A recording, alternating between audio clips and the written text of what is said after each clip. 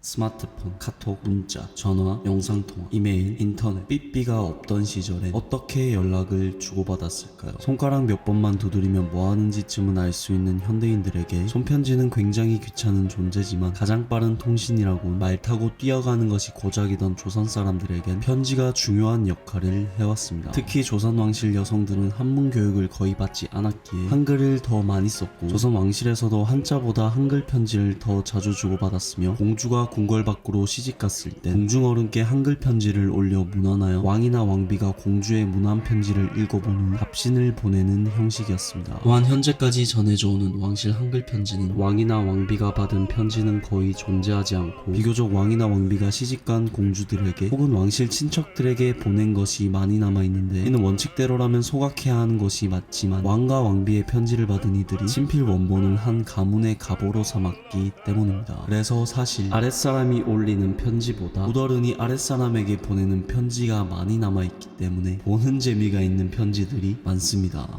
숙명공주와 조선왕실 가족 시트콤. 효종과 인선왕후 슬아의 셋째 딸 숙명공주는 어릴 적부터 소문난 애묘가 고양이 집사로 유명했다. 하루가 멀다 숙명이 고양이만 돌보고 심지어 시집갈 때도 고양이를 데려가서 서방을 멀리하고 고양이랑만 놀아주며 고양이 사랑이 멈출 기미를 보이지 않자 아무리 공주라도 시부모는 이를 달갑지 않게 여겼다고 합니다. 가뜩이나 숙명의 시아버지는 영의정까지 올랐던 심지원. 이에 소식을 들은 효종이 곧장 숙명공주에게 편지를 썼습니다. 너는 시집가서 바친다고 했으면서 니는 시집가서 지부모한테 정성을 다한다 해놓고 어찌 고양이만 품고 있느냐? 뭔 그놈의 고양이만 그렇게 품고 있니? 라고 말하며 숙명공주를 혼쭐을 냈습니다. 그래도 효종은 잔소리만 하긴 그랬는지 행여 감기나 걸렸거든 약이나 하여 먹어라 라며 딸 감기 걱정하는 아버지의 애정 섞인 말을 하기도 했습니다. 또 어머니 인선왕후는 숙명의 동생 숙희공주가 임신을 하자 당시 고양이만 돌본다고 자녀가 없던 숙명공주에게 편지를 붙이는데, 여기서 잠깐 감사하게도 구독자분들의 사랑 덕분에 제가 처음으로 광고를 받게 되었습니다. 한국인이 좋아하는 속도로 빠르게 끝낼 테니 고집 좀 안 줬어. 넘기면 광고 준다. 조선에선 편지 말고 통신이랄 게 없었지만 우리에겐 인터넷과 스마트폰이 있습니다. 김치 찰칵. 어이가 없네 개새끼. 그래서 뭐 어쩌라고. 인터넷 TV, 정수기, 휴대폰을 사용한다면 누구나 받을 수 있는 지원금이지만 제대로 알려주는 사람 한 명 없어서 무려 77만원 지원금을 놓치신 분들을 위해 준비했습니다. 이름하여 아정당 전화 한 통이면 10분이면 쓰던 제품 세핑으로 교체하고 지원금까지 쌉 가능. 심지어 정수기는 저렴한 요금만 신청해도 최대 30만원 쌉 가능. 스마트폰도 최대 혜택으로 쌉 가능. 너 혹시 온라인 대리점이라 사기 아이가?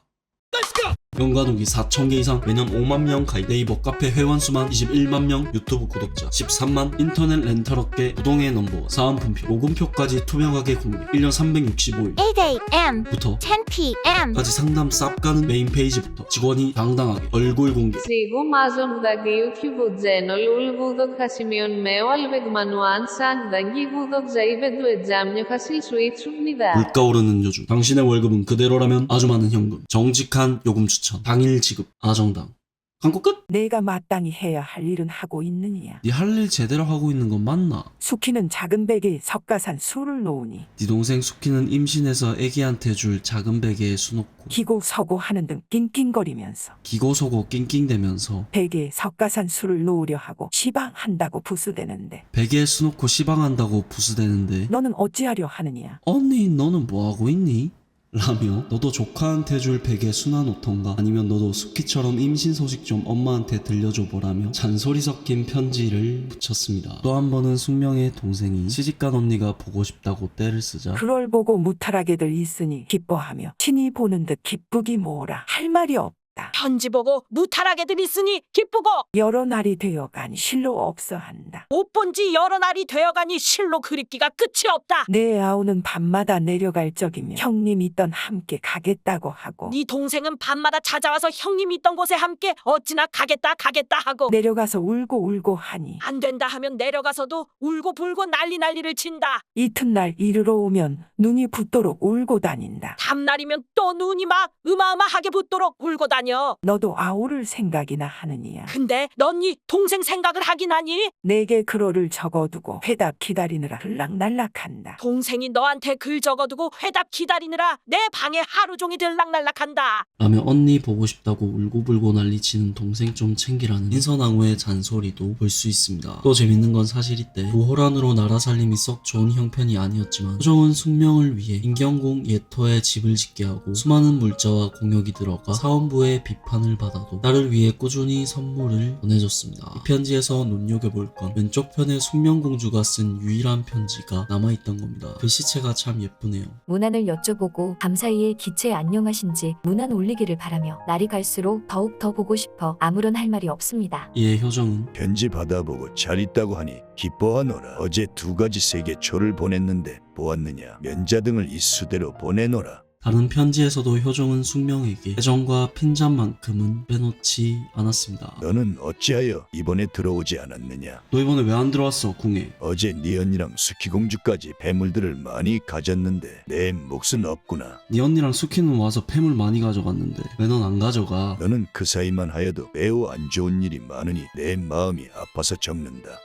그래 뭐 넌 그 사이에 안 좋은 일도 많았으니까 마음 아파서 적는다. 내 몫의 것은 아무런 악을 쓰더라도 부디 다 찾아라. 그래도 네 몫은 악을 쓰더라도 다 찾아야지 라며 평소 보물에 관심 없고 욕심 없이 살던 숙명공주가 아무것도 가져가지 않으니 좀 와서 가져가라고 독촉하는 효종의 애정이 묻어납니다. 그런데 심지어 효종은 사회에 대한 사랑도 아주 각별했습니다. 한 번은 숙명이 남편 문제로 궁에 입궐하지 못하자 편지를 보냈는데 효종이 답장으로 죄 지은 것이야. 무슨 다른 죄를 지었겠느냐. 에이 숙명아 친정 보던 게 뭐 그렇게 미안하다고. 이번에 안이 들어온 죄인가 싶다. 미안해야 할 건 사위 그 새끼지. 이렇게 들어오지 못한 죄를 지은 것은 전부 내 남편인 심철동 때문에 생긴 것이니 네 남편 심철동이 때문에 못 온 거니까 그를 들볶고 싸워라. 그 새끼를 조져. 사위 사랑이 아주 각별하죠. 그래도 숙명은 아버지의 충고대로 남편을 들들 볶지만도 않았고 고양이만 돌보지만은 않았기에 남편과 스라의 아들 둘을 두었는데 인선왕후는 숙명의 두 외손자들을 특히 아꼈다 합니다. 박상궁이 들어오거늘 기별들을 듣고 보는 듯 든든하여 하며 가상의 형제들은 막 어여쁘더라. 몸내 말을 하니 나는 언제 그놈들을 볼까 일컬으며 날이나 더 덥거든 모두 데려다가 보려 한다. 박상궁이 내 손주들 그래 예쁘다고 하더라. 내가 언제 한번 찾아갈게.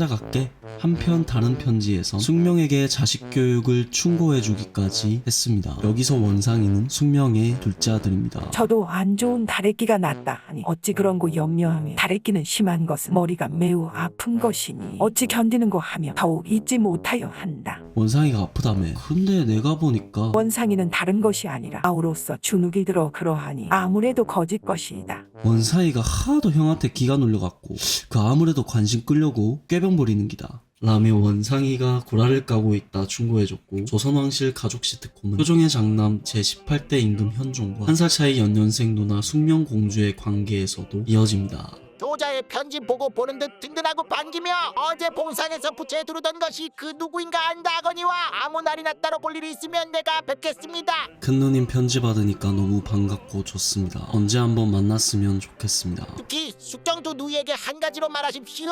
근데 숙희랑 숙정이 두 누이에게 좀 전해주세요. 2년 신축년 윤 7월 17일 악착스럽고 독하게 한 장은 보내라 하였으니 이렇게 보낸다. 편지 보내라고 하도 뭐라 해서 보냈습니다. 됐나?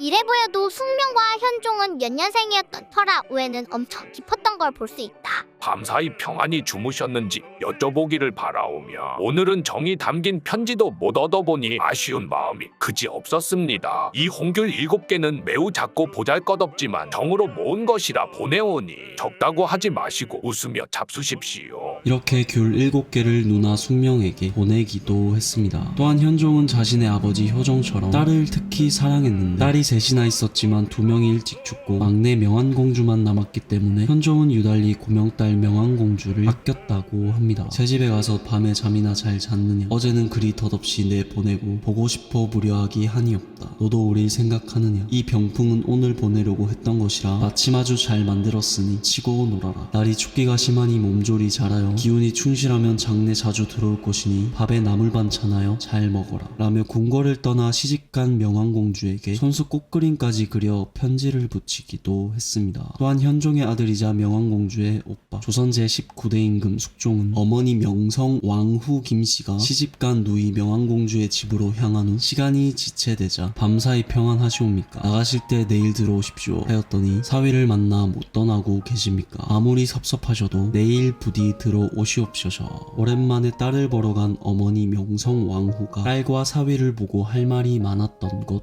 같습니다. 그래서 숙종의 답답한 마음이 편지 맨 마지막 음절 저를 저만큼 늘어뜨린 걸로 봐서 걱정이 많이 되긴 했나 봅니다. 다른 나머지 조선 왕실의 한글 편지들은 선조, 정조, 인현왕후, 순원왕후, 민비, 명성왕후의 편지가 있긴 한데 모두 안부를 묻는 내용이라 정조의 어릴 적 한글 글씨체가 바뀌어왔다는 것 말고 딱히 특별해 보이는 건 없어 보이는데 마지막으로 한자 편지 중에 재밌는 편지가 하나 있습니다. 전 사실 이게 왕실 편지 중에 가장 귀엽고 깜찍한데 조선 제23대 국왕 순조의 하나뿐인 아들 24대 왕 헌종의 아버지인 효명세자가 6살 무렵 자신의 외삼촌 김유근에게 이런 편지를 보냅니다.